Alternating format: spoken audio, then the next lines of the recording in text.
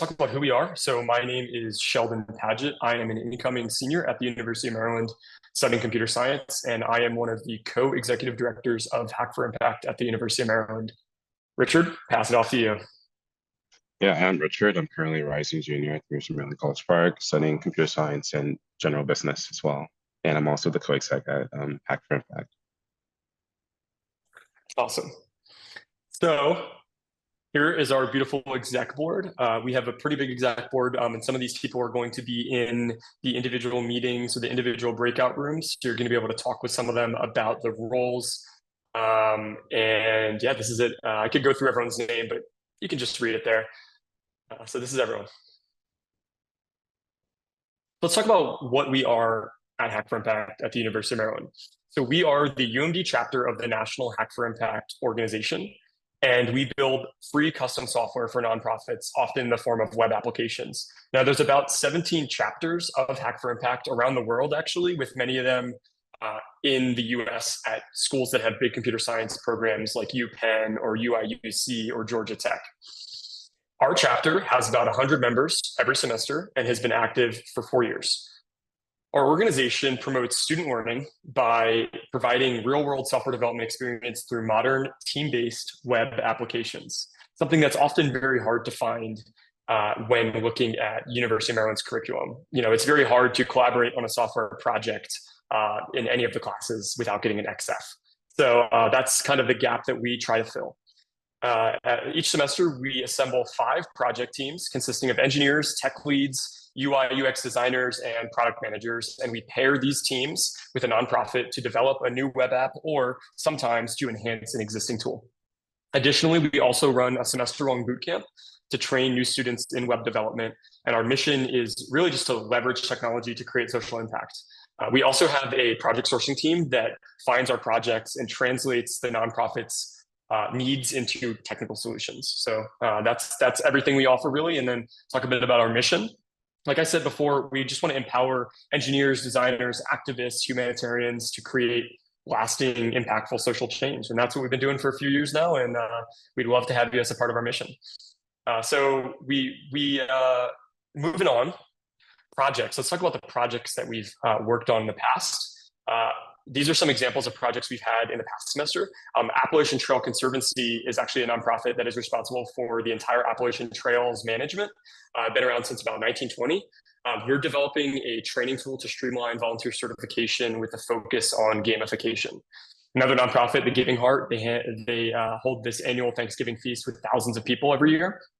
We built them a volunteer portal for signups, waitlisting, shift check-ins, allocating people to tables, all that good stuff. And then All District Reads is another nonprofit we worked with last semester. And they hand out tens of thousands of books for free to schools in the Virginia school system. And we created a mobile app to help parents follow along the reading schedule and a web app for the school liaisons to do things like change the reading prompts or change the questions and things of that sort that go along with this reading. So that's a little bit about our organization. You've heard about our mission, our projects, and who we are.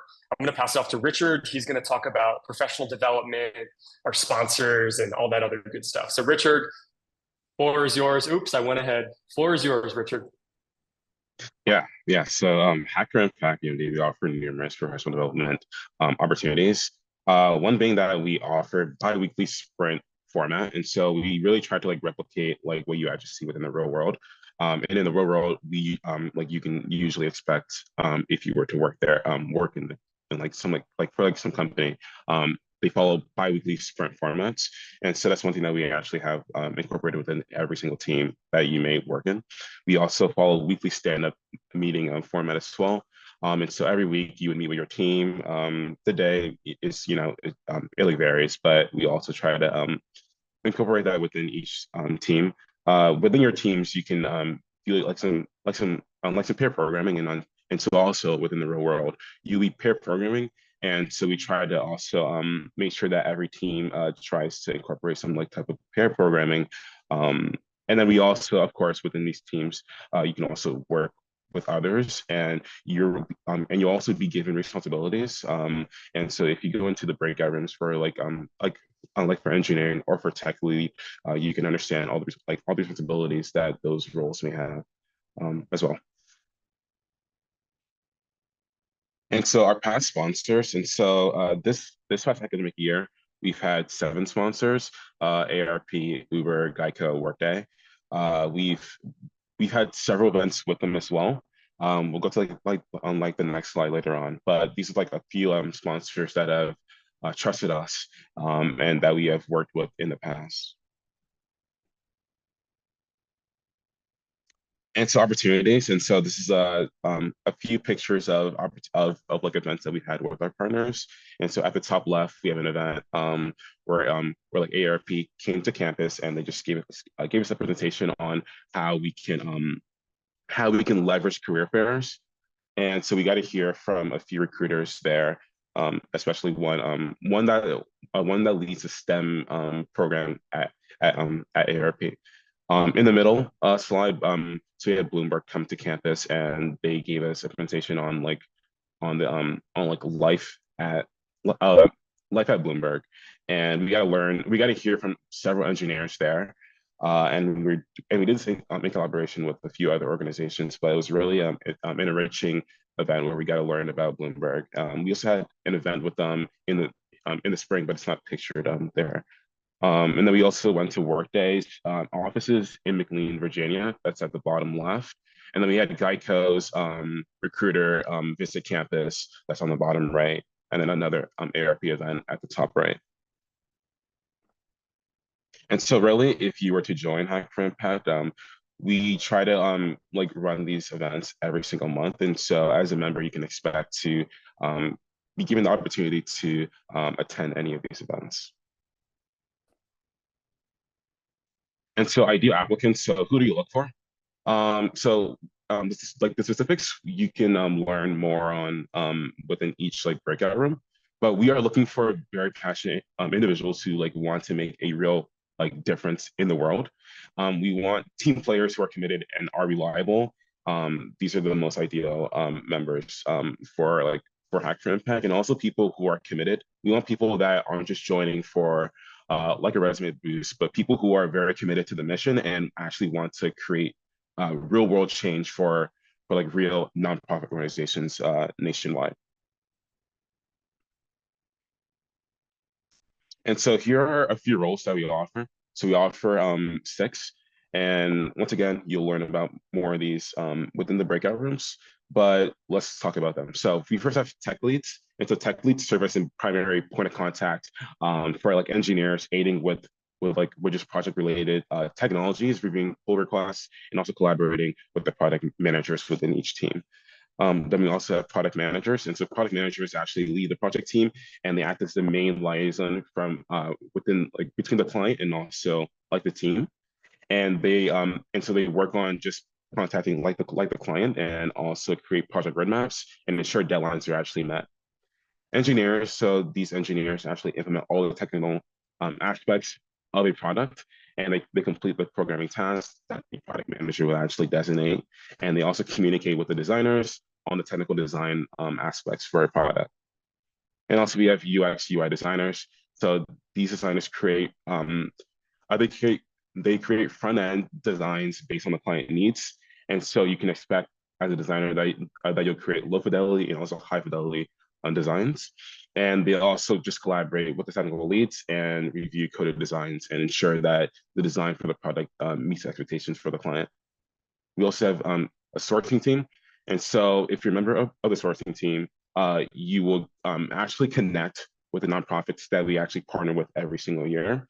And so you're the ones who actually keep our organization afloat by actually recruiting or just being in contact with like nonprofits that our organization can actually partner with every single semester. And then we also have bootcamp. And so within our bootcamp, so if you're applying and you're not that confident in your engineering abilities or your design abilities, or like being a product manager, we have a bootcamp where you can learn like just it's like an introduction to like basically modern web development, but we also train students on how they can become a better designer or also a product manager. We have one cool thing about bootcamp in that you're able to like shadow project teams towards the end of a bootcamp. And so if you're looking forward to returning to Hack4Impact in the next semester, you can actually get a real, like, you can get a, like, you can understand what it's like to be in like one of the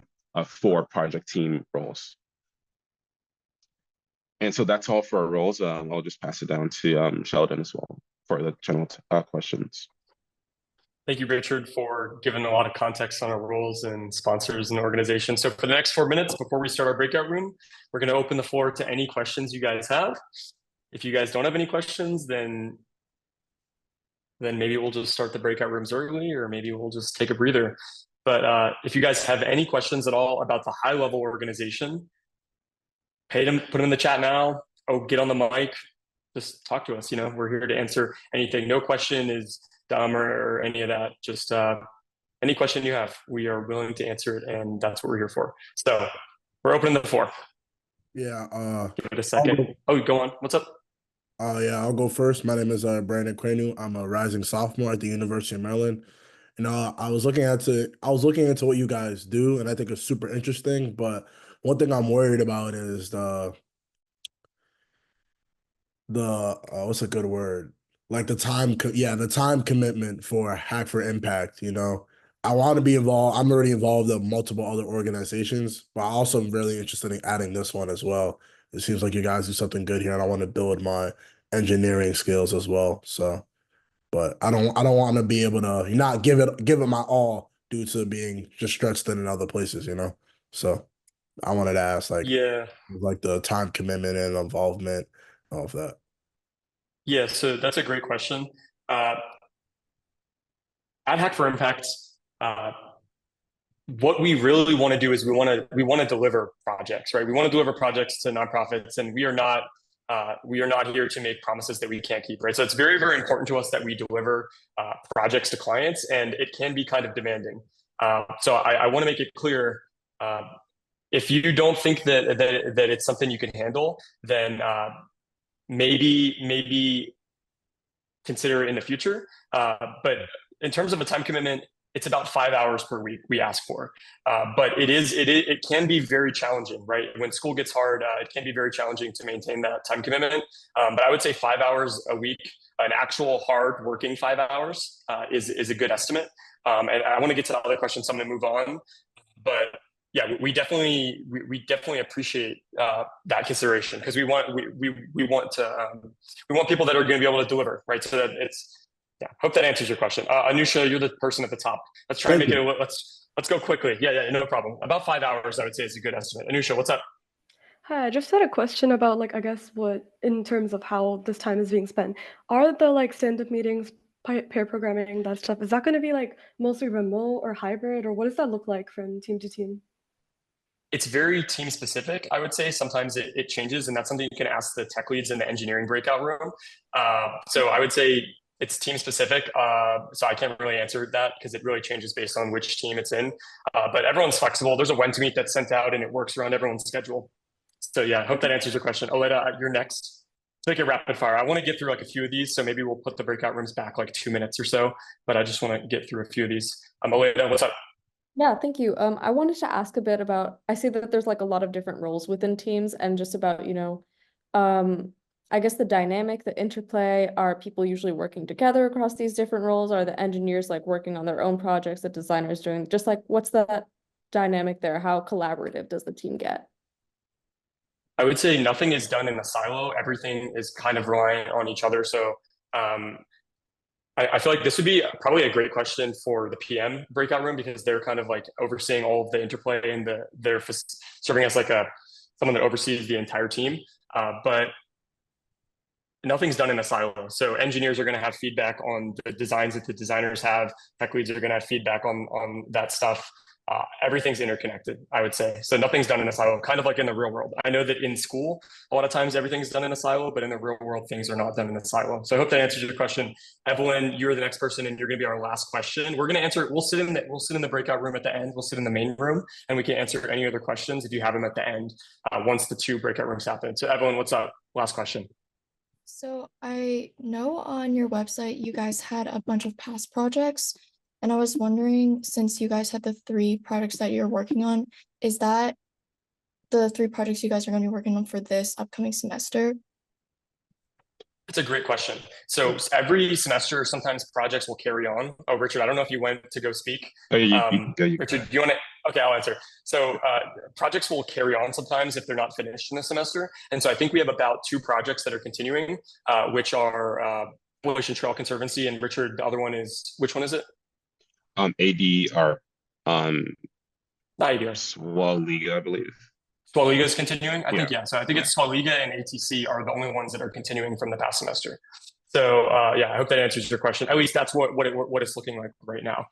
Sometimes we do a little bit of work in the summer. So I'm going to go ahead and start the breakout room so we're on time, but we will be able to answer any questions you guys want to ask. What are the important factors during the application process? So it depends on the role that you're applying for. And Grace also wants to know, what weight do we put on resume versus passion? That's a great question, Grace. So something that sets our organization apart is there's a lot of very, very competent, very, very smart people that have great resumes that we reject every year because a big factor in our evaluations is the passion. We want to see people that actually care. And so we do value your resume, right? You're like, oh, you want to see passion? We want to see that you've actually done things that are passionate in the past. We want to see that you volunteered in the past. That's what we want to see in your resume. We don't necessarily need to see that you're super cracked, right? Like, of course we want, okay, so engineering is what you're saying. And this applies to engineering. This is mainly what I'm talking about. We want to see that you have technical skills, right? But I would, like, any day of the week, rather have somebody that's passionate, that has a track record of doing good things, that has less technical skills, than somebody that's just a robot that can code but doesn't actually care. Because when things get very difficult and when classes are hard and when 351's homework is taking you 15 hours, we want you to, like, what's going to keep you in the role, or what's going to keep you actually delivering, is not that you're technically competent, it's that you actually care and that you're passionate. So everyone that we accept is passionate. We want people that are passionate. So yeah, I hope that answers your question. We put a lot of weight on the passion. And one more thing too, also, like, this is yeah, I was just saying, like, this is not unique to just our organization alone. Like, companies, like, look for people that can't just only code, but are like can like help, like you know, can like talk, can like collaborate, things like that. And so just like want to like make it clear that it's not just like unique to us. I'm sure like other organizations do the same. But yeah, we really look for people that are passionate, that won't like drop within like the first 2 weeks because they think that's hard. We want people that are committed and will, you know, just like devote time to making a difference. Yeah, it's very useful to have something you care about and that you're passionate about. It gives you something to talk about in interviews. It gives you something to talk about. It's a great thing. So we hope that answers your question. Does anybody have any other questions? Yeah, no problem, Neil. Moog, is that how you say it? Do you have a question or something like that? It looks like you were talking. I didn't know if you were muted or not. Oh, no. I didn't know if you knew. Yeah. No question. Okay. Yeah. So just in general, passion, sorry to kind of beat that word to death, but it is like we are using it seriously. We're not using it as a random BS term. I also want to say, if you guys are looking to have a competitive application, our application process is extremely competitive, partially because of how many people return. Like I said, it's a great group of people, and we have an overwhelming majority of engineers that return, which makes the number of engineering spots pretty small often.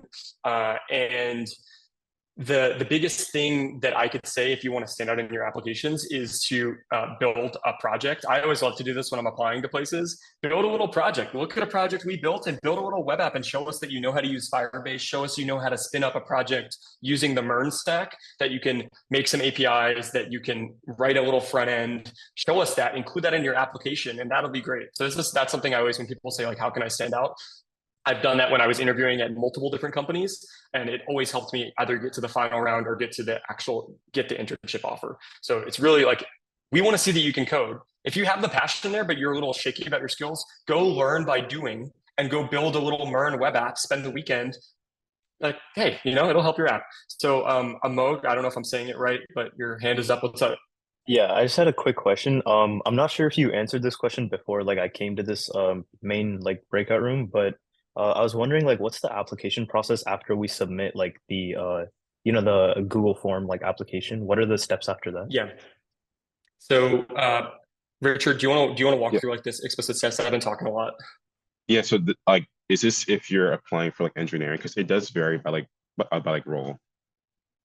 So like, are I you applying was for engineering technically? yeah, I was wondering for like tech lead and like engineer.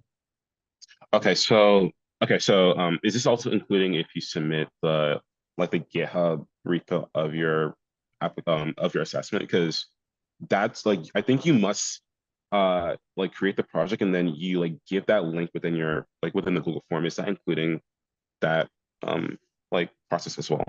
I'm actually on like page like 6 or something of like the application, so I haven't Oh, gotten okay. that far yet. Well, But I was newsflash. wondering Yeah, like after, yeah, I was wondering like after you submit like the entire like fair. the Google form, then is there like an interview? Like what does the timeline look like? Yes. Right, right. So what happens is that I think I can. Yeah, okay. So once you submit, so after August 13th, we take a few days to like just review the last couple of applications, and then we will set up meetings. So we like have this like long list of like people, right? We usually create like this like um we shortlist and then we interview those people because like the list is going to be so long of people Right. who apply for like engineering. So we like shortlist and then we interview those people from that shortlist. And so we'll like give you a link to like register for like this like interview slot with like one of our directors of like engineering. And then Okay. that happens. That will probably happen within like a 3 day time like a like time period. And then Oh, after that actually happens, you won't hear back until all decisions are actually out. I okay. think a date that we had was the 25th, but correct me if I'm wrong, Sheldon. I can also bring up the calendar right here, but Yeah, you will if you only want to bring the hear, calendar up, Richard. yeah, let me bring that out actually. So It's we will, basically like if you're applying for engineering, you do the OA, you submit it in your form. I believe, like Richard was saying, you submit it in your form, and then you may be selected for an interview. And if you're selected for an interview, and the selection of interview is based on your OA performance and your applications, because we have internal reviewers and we have a review Right. process of reviewing applications. Okay. And based on your score, we will interview you, and then based on the outcome of your interview, that's whether or not you get accepted. So that's kind of Okay. just like the high level. So yeah. OA interview.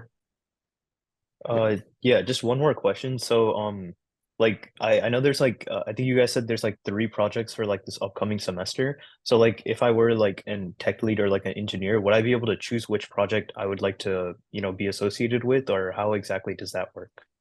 Sorry, just to Yeah. clarify, those three are just three that we just highlighted, but we usually Okay. undertake 5 every single semester in terms of 5. like Okay. what you decide on like actually like joining. So we do this like fun event with during our first GBM where so you'll find about like which project that you actually like work on. It'll kind of be like random to you. But before that actually happens, our board convenes and we decide project placement based on your skills and abilities and if we think that you'll succeed within the team or not. Okay. Also, Yeah. to answer your question, I also have a little bit of input there. We actually do have preferences that we send out to our members. So before project placement occurs, we send out a preference form based on where you can rank the preference of the projects that you want to be placed on. So Okay. when we make project placements, we base it on your skills. Some projects are going to require mobile dev skills. Some projects are going to require a very large, like just a lot of people on the team. It really depends. And so Okay. based on our needs and your preference, we decide what team to place you on. So that's kind of like a succinct answer to uh, the placement. But we do have 5 projects every semester. So there's Okay. 2 that are returning from the previous semester, and the 3 that were in the slide deck are just some examples of recent projects. Okay. And then just one last question. This one's like more general. So like I really like the work that you guys are doing as like Hack for Impact. So if I were not to be selected for like one of the roles that I apply for, how can I still be like involved with the club like throughout the semester? Or is that like not a possibility if you don't get past like this stage? So Mm. there is really no way to get involved outside of it. Like if you weren't accepted in the organization, all we can Okay. say is just to reapply. Okay. Um, And that is the worst part of the club, is that we can't accept everybody, just because sometimes it's hard. Like managing 100 people and managing 5 project teams is a lot as an org, and we'd love to accept more people, but we are still, because we're only 4 years old, we're still working on creating a stronger foundation where we can expand project teams. And right now 5 is the happy spot for us. So unfortunately, if you don't make it, we can only just say reapply and sharpen your skills, right? And you know, we've all been rejected from things that we really wanted, and it sucks, but yeah, that's the best answer we can give you. There's not really a way to get involved outside of it, unfortunately, outside of the org. Yeah, thank you so much. Yeah, of course. So we have a lot of people here. If anybody else has questions, just feel free to raise your hand and just start talking. I don't know if everyone else, if all the breakout rooms closed, or if people are, let me check. Okay, we still have people in the breakout rooms, so that's great. Yeah, so we can just have them answer, doing Q&A over there. What other questions do you guys have? Since there's a lot of people just sitting here, sure, you guys have something to ask. Feel free to raise your hand or hop on the mic.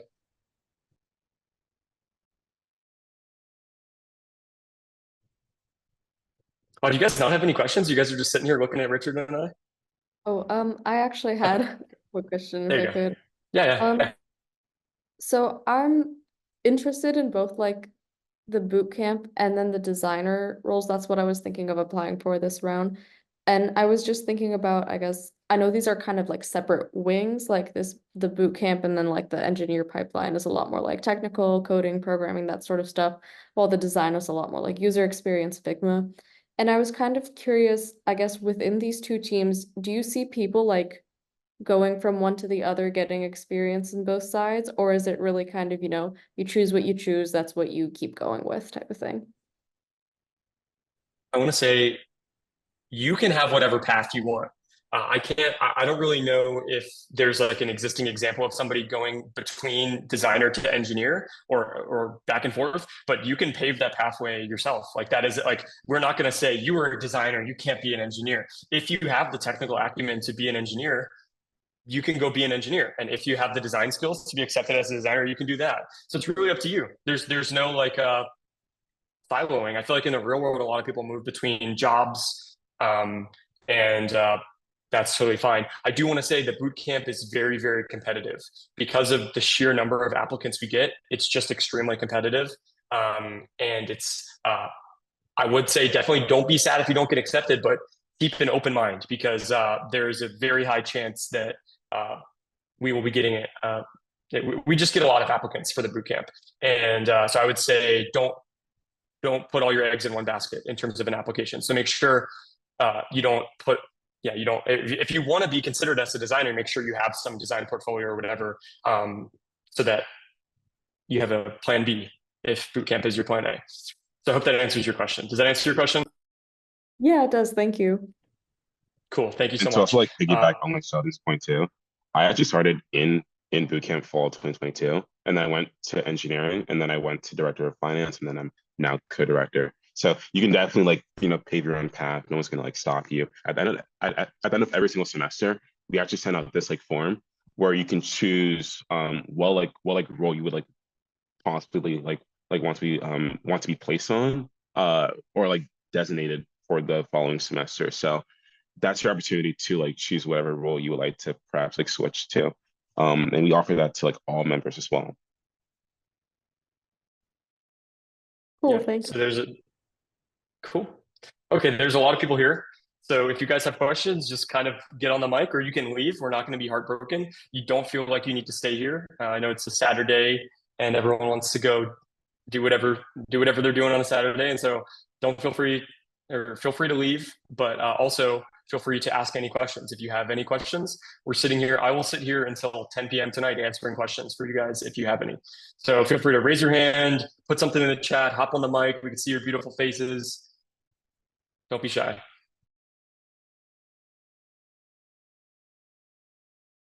Or I could start singing or something if you guys want me to start singing. If anyone wants to put in like a request, and I'll just be a jukebox and we can just sit here. Or you can leave. People are leaving. I'm not hurt. I'm not offended at all. I definitely feeling great. Okay, everyone's leaving. No questions. It's okay. It happens. Thank you guys so much for your time. Oh yeah, we should be sharing our screen. Yeah. Richard, do you want to share the last slide? Is that what you're sharing? Yeah. There you go. If there Probably are should have any, been sharing if there that. probably, yeah. If there are no any other questions, feel free to like check in if you haven't already, and then also apply if you haven't already, and then email us, visit our website if you have any other questions. Yeah. Yeah, we are so open to receiving or fielding any questions. Thank you guys so much for being Yeah. here. Just send us an email. Shoot us an email. Someone on the board will get back to you. Yeah. Thank you guys so much for being here today. If I could just put in like a last minute kind of question. Do you have any advice for us? Ask them all day. What advice Ask them do all you day. have You for said us what? filling out the application? Like, what should we keep in mind writing out those answers? I could answer that. Richard, if you want to answer it, you can answer it. You want to answer it? Uh, you can go ahead first.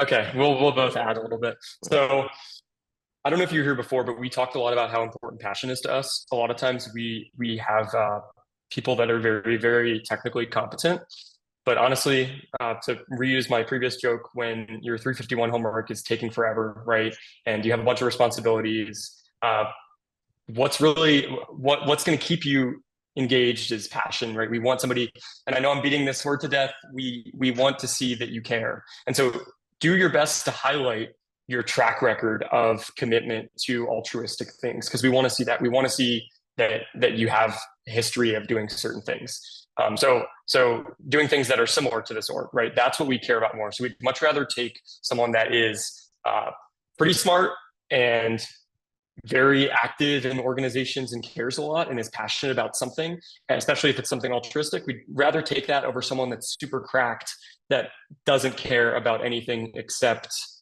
I don't know, working and writing code. So we want to see that you care. Also, I said before, and I'll say it again, if you want to have a really competitive application, something I always like to do is to build a little bit of a web app just for fun, which I know kind of sounds crazy, but use your passion and use it to be motivated. And look at some examples of a previous project. If you can go build a web app that's MERN stack, so Mongo, Express, React, and Node, or not even like, you don't even need to use Mongo, you can use Firebase. I guess we're doing the Fern stack now. But if you can spin up an app that's maybe similar to a portal, super simple, a few features, and then put that in your application and say, hey, look, I built something similar to what you guys would do. That's phenomenal, right? Don't take an existing example elsewhere, because if you're going to include something like that, we're going to cross-check it with like GitHub and things, and we're going to make sure you're not BSing, you didn't just like steal someone else's project. But definitely do something like include a little project you built, or if you don't have a project just for Hack4Impact, if you built a project recently that you think is interesting to highlight, showcase that, right? What better way to showcase that you're a competitive applicant for a role than do the exact thing that the role is asking you for, or asking you to do? That's my input. Passion, and maybe a little passion project there to increase your chances. Richard, I know you probably want to comment after all my yapping. Yeah, a few things.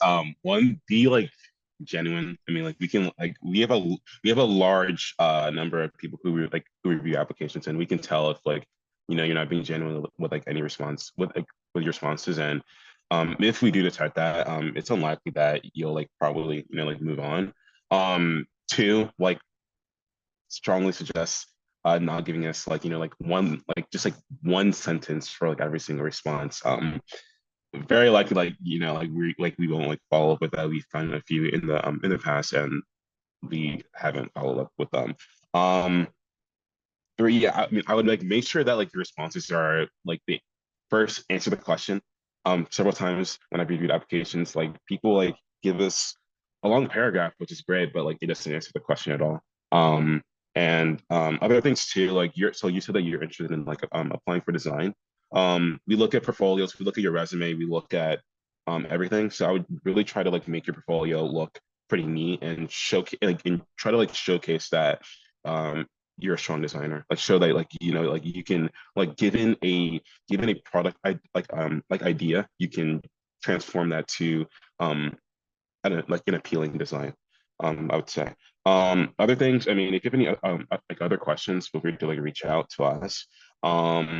And I would also try to explore like our website. There you can get a ton of like there you can get a lot of like ideas. I would say I think one like portion of our website is like why why hack for impact. And if you if you actually browse our website and you gain some you can gain some information that can actually help that response. I would say some some people don't visit the website and they don't really give us like a very clear answer as to why hack for impact. But I think if you explore the website, view our past projects, that will help you a lot with answering that question. Other things, I mean, I'm not really sure, but I think that's enough. I hope that answers your your question. Yeah, that's great. So okay, cool. So Alexander just waved by. So just in summary, just because a lot of people joined us back, we are not holding you hostage here. If you guys want to sit here and listen to Richard and I give you guys tips, you guys definitely can stay, but definitely feel free to leave. So to summarize, what we've been talking about is how to make your application more competitive. We have hundreds of applications every semester, and the worst part about the club is that we have to reject people. It's pretty sad, and reject nonprofits too, because that's also hard. But in general, trying to make your application competitive. If you are an engineer and you're trying to apply as an engineer for bootcamp, if you want to build a little mini project and showcase that you're capable of building web apps, or you have a project to include, definitely do that. There's nothing better. There's no better way to stand out when applying to a role than to do what the role is asking you to do.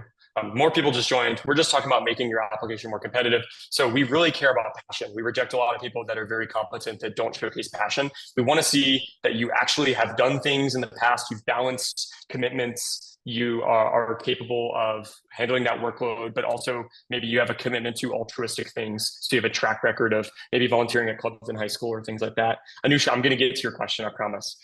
To summarize what Richard said in terms of how to make your application better in a more concrete way, don't give us one-line answers to questions. Please don't do that. Like, we're not gonna. It's gonna make it much harder to stand out. Read the website. Go through the website. Try to actually answer the question. Tie it to existing experiences that you've had in the past. If you're a designer, showcase your portfolio. Make sure it's cleaned up. All that good stuff, right? If we look, also, I do want to say, if we look at your projects and you're applying as like an engineer, and the only personal projects you guys have are like 131 or 132 projects, I want to say it's going to not be the best way of selling yourself, right? This is kind of why, like in college, it's very good to start building personal projects and to have some. And you can, if you don't make it into Hack for Impact, you can use those projects for applications. So interviews are right around the corner, if not already starting for some people. So build a web app right now. There's no better time. Build some apps, showcase that you can code and put together a good looking web app. Don't make your only projects on your resume be 131, 132 projects that were mandatory required projects that we all did. Like, I know you know, like I did the DFS project. I know we know how to do DFS and DFS yeah, you know what I'm saying. So to move on, Anusha, you have a question. What's your question? Hi, just about applying. Is it fine, or I guess even recommended, if you're applying to like more than one position, or does that like hurt your chances, or how does that work? I want to say honestly, we like when people apply to more than one role. It's great because a lot of times roles can be filled up, and it just increases your chances of getting into the org. Even if it might be your second choice, you can get your foot in the door, and then you can return as like a different role maybe if you want. But I really am an advocate of not putting all of your eggs in one basket. I was talking to someone else about this on the call, I believe. Actually, Aleda, I think I'm saying the name right. Don't only apply to a single role because things like our engineering role, it's very competitive. It's the same thing with bootcamp. The acceptance rates are low, unfortunately, due to, for engineering, we have a lot of returning engineers, and this is it's a great problem to have. We have a lot of people that stay at the org because it's good work and it's fun, and they like the people that are around them, and they're happy with the role. So it's hard. Sometimes we don't accept that many engineers. Same thing with bootcamp. Bootcamp is extremely competitive, and there's a very low acceptance rate. So don't be hurt if you don't make it in, but apply to other roles potentially. Like I started at bootcamp and did sourcing, and there's a lot of roles out there. So if you want to get in the org, don't put all your eggs in one basket. Anusha, is your hand still up from the same question or? I just kind of want to like a small question I want to add on to that.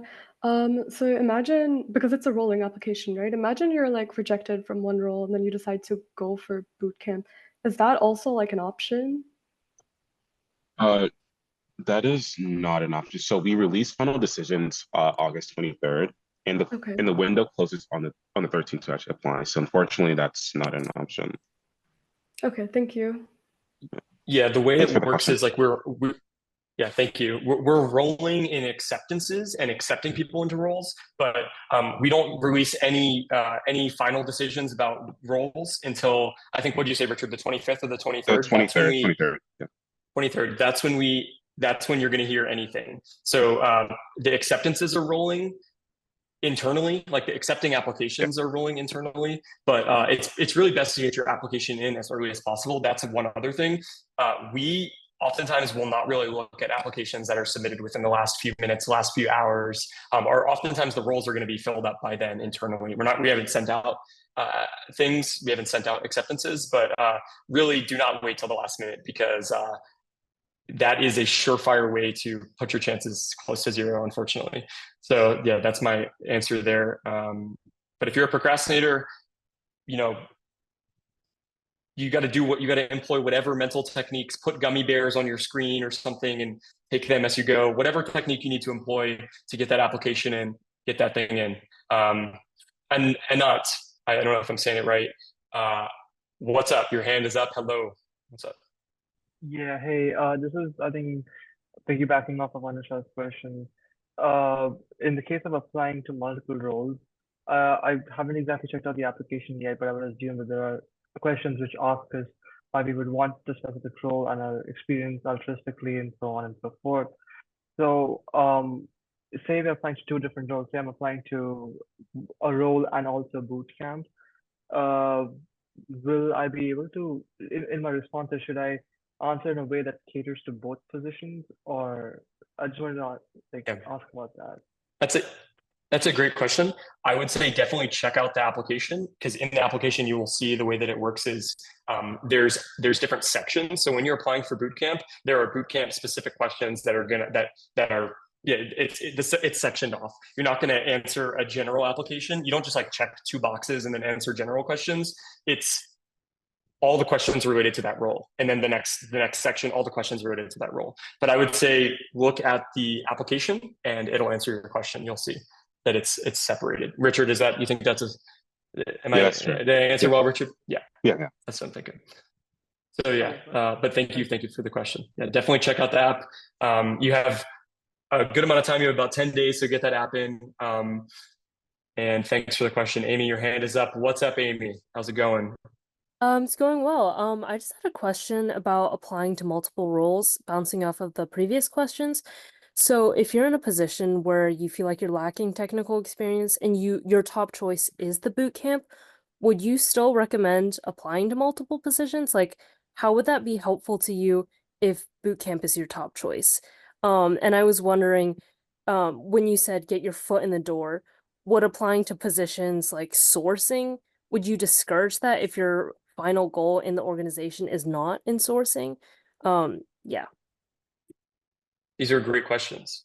So to answer your first question, feeling unsure about your technical skills and apply, like it is like when I say applying to multiple roles, I do mean I don't mean just spam applications. I don't mean apply to any role just to try and get in. We do want to see that you actually have the skill set for that role. I was more so saying, be open-minded if you're applying to engineer or PM or tech lead, or maybe both engineering and tech lead, or engineering and design or something, right? If you have those that ability to apply to both of those, I would say.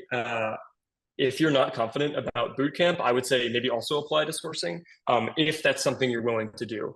Now, if it's not something you want to do and you're not going to be able to put the effort in for that role, then don't apply for it. Like, don't just apply for it to try and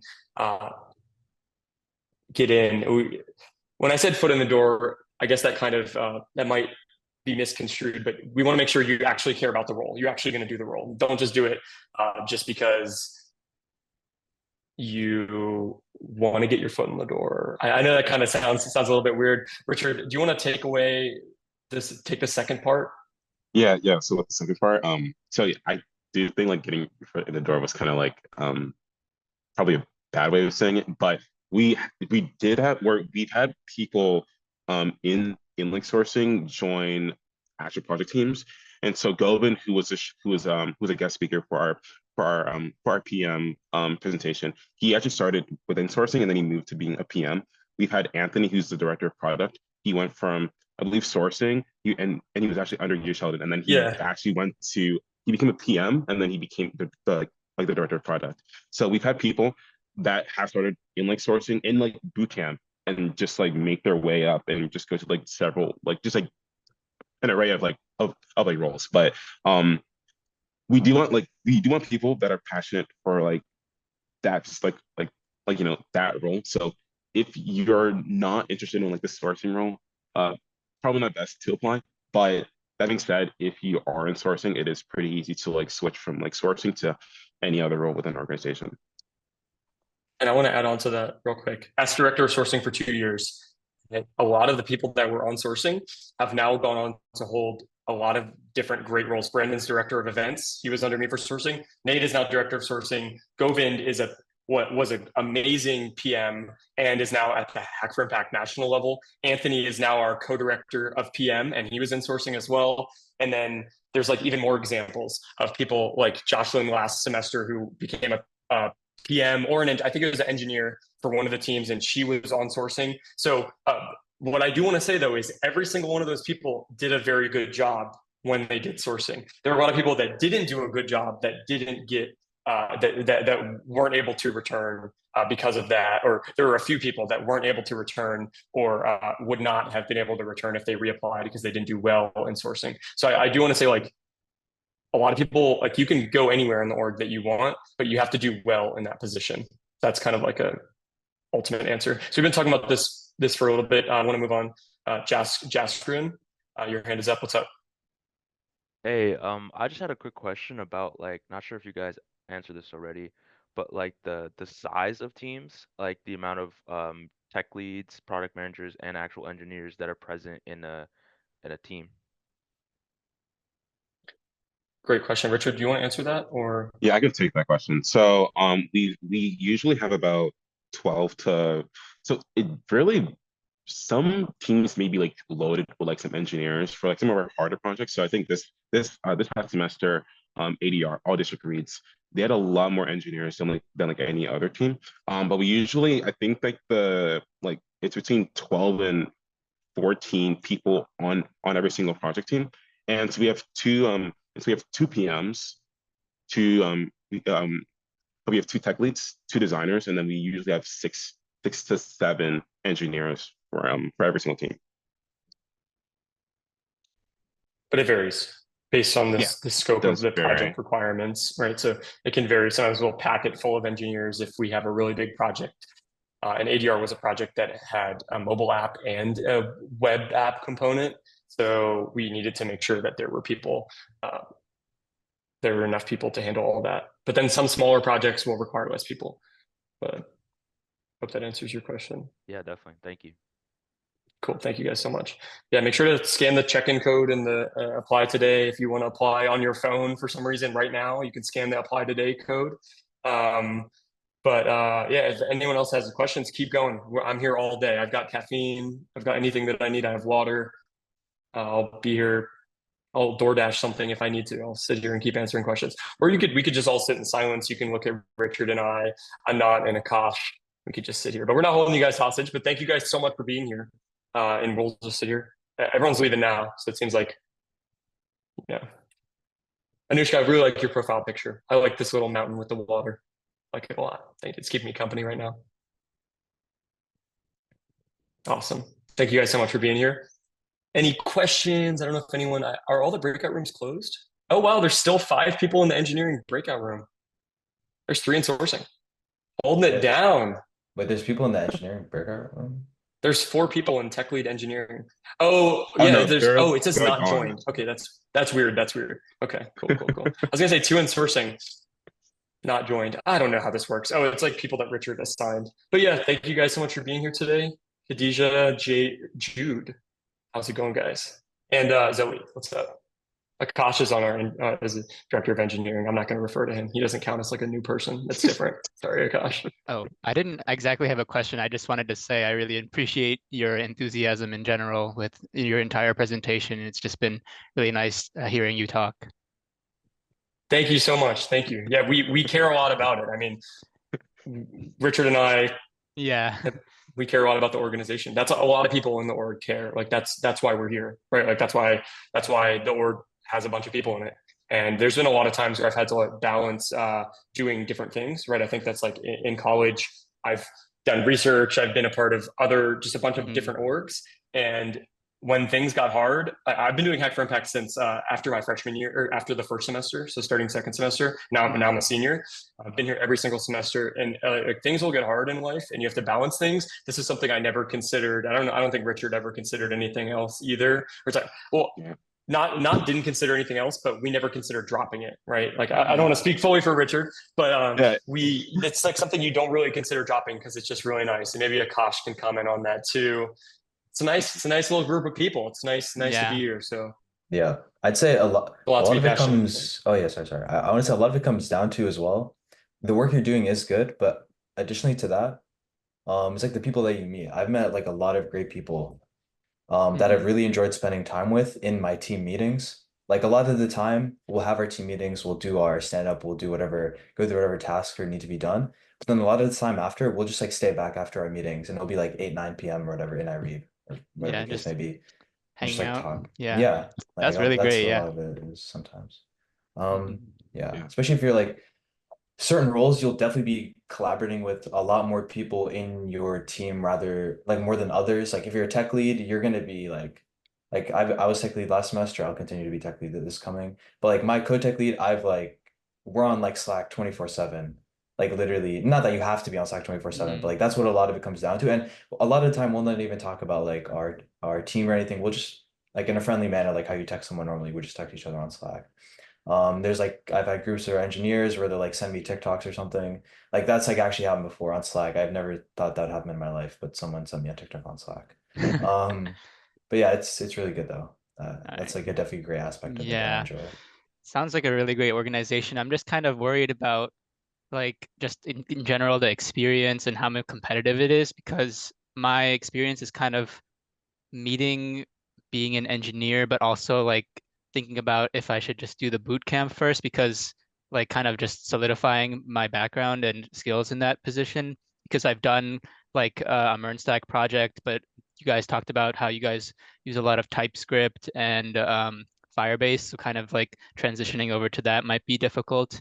And also how you guys have 6 to 7 engineers on a team, and there's already returning engineers. So like there's like very few spots for all of these people that are trying to stand out. So do you guys have any tips for that? Yeah, we talked a good amount about the standing out part.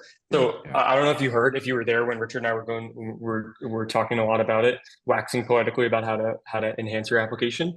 So definitely standing out in terms of like showcasing that you have a passion for doing things that are good for the world. So being altruistic helps. But honestly, you have 10 days, go build like another app or something, or go build a FernStack app or whatever.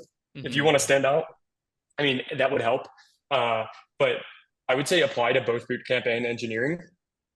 Because they're both very competitive. I think that would maximize your chances. That's kind of like an example. When I said apply to multiple things, like if you're on the edge of that, apply to both.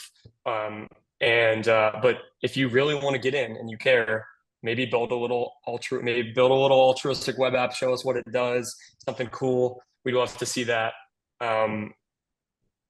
Those are my thoughts. Standing out, just like don't provide one word sentences for your application. All that good stuff. Richard, comments? I would also say in your application, say that you actually joined this interest meeting, and that just show that you would like to learn a lot about this organization. I feel like that's the first or second question within the application. Like why are you interested, or why Hack4Impact? I think it's good to like show that like you would love to learn more about the organization. That would like help you like stand out, because we want people that don't just want to join just to like gain experience, but people that are very like interested in like in the in like the mission. And I feel like mentioning that you were a part of this meeting would help a lot. Maybe like speaking with us, I think you should like mention. Yeah. Okay. Yeah. Thank you for the It's a very advice. holistic, it's a very holistic review. So we look at everything. So be like, I would definitely say to like mention like be sure to like within your responses, be as thorough as you can in like every single like question that you like answer.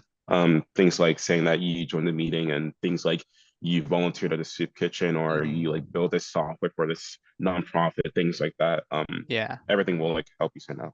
Okay, yeah. I'm currently interning at the USDA, and we kind of have like this, we're doing this initiative to kind of make everything in our organization super accessible. So I think that might help my application. It's like very altruistic, making everything, we're testing everything, making sure it's just perfect for everyone that needs to use it. So that might be a good strong point for me. Absolutely, yeah, absolutely.